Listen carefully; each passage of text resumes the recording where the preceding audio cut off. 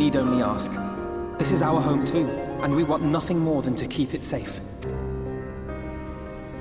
Thank you. We are blessed to have you with us.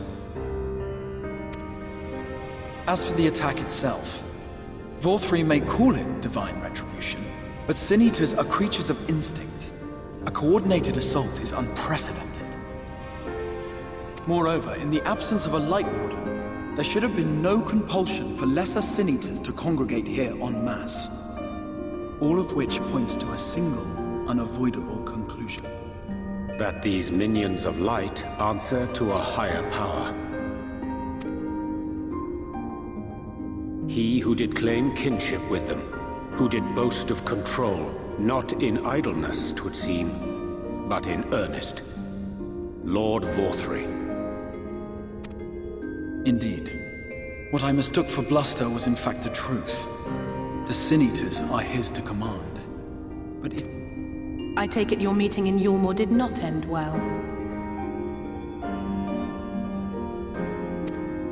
You could say that, yes.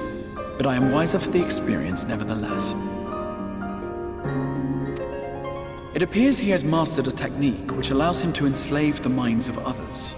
A fact I discovered when he attempted to use it on me. That would go some way towards explaining the peculiar reverence afforded him by his subjects. There may feasibly be a handful of true believers among them, I suppose, but it would not surprise me if the vast majority were in his thrall. Had I not anticipated his treachery, I might well have joined them. But seeing his invitation for what it was, I sent a glamour in my stead. I rather doubt such tricks will avail me a second time, however. Did you have any luck tracking down the Light Warden in Calusia? Sadly, I have nothing to report on that front. What of Armorang? After a fruitless few days scouring ruins, I resorted to asking the locals. While no one I spoke to had seen any sign of the Warden, I did uncover a possible lead. An abandoned mine in western Armorang. From what the Maud told me, it would be a perfect place to stay out of sight. Of course, I could never hope to explore such a labyrinth quickly or safely on my own, so I returned here. Even should we all join in the endeavor, an exhaustive search could take weeks, and with no guarantee of finding anything.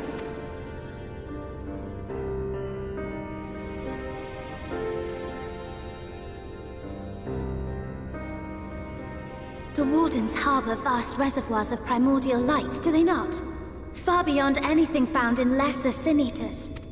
And isn't it true that the Oracle could see the light of a Sin Eater from miles away? Surely a Warden would seem like a blazing beacon by comparison. To the real Oracle of Light, I mean. The real Menphilia.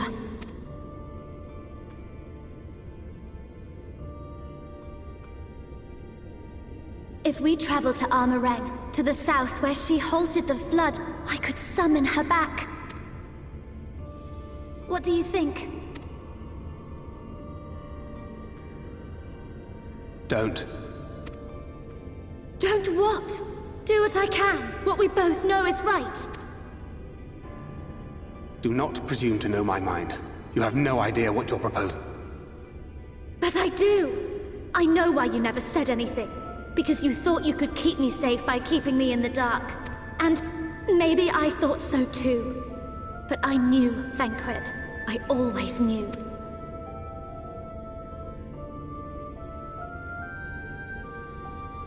Oh, I see. I thought you were a rather underwhelming reincarnation, but it all makes sense now. The Oracle lies dormant within you, doesn't she? But to draw on her true power, you must become one, both body and soul. To wit, one being must consume the other. Who shall be the lucky winner? This doesn't concern you, Ascian. But it plainly concerns you. Which is why your heart is ready to burst out of your chest. Despite the raging tempest in your bosom, however, you have never once opened up to your young charge. Now, why would that be?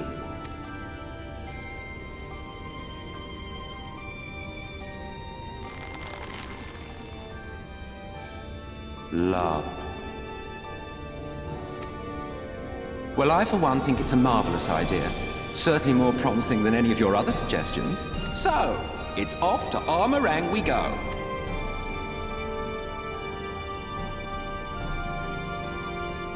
I'll meet you at the gates.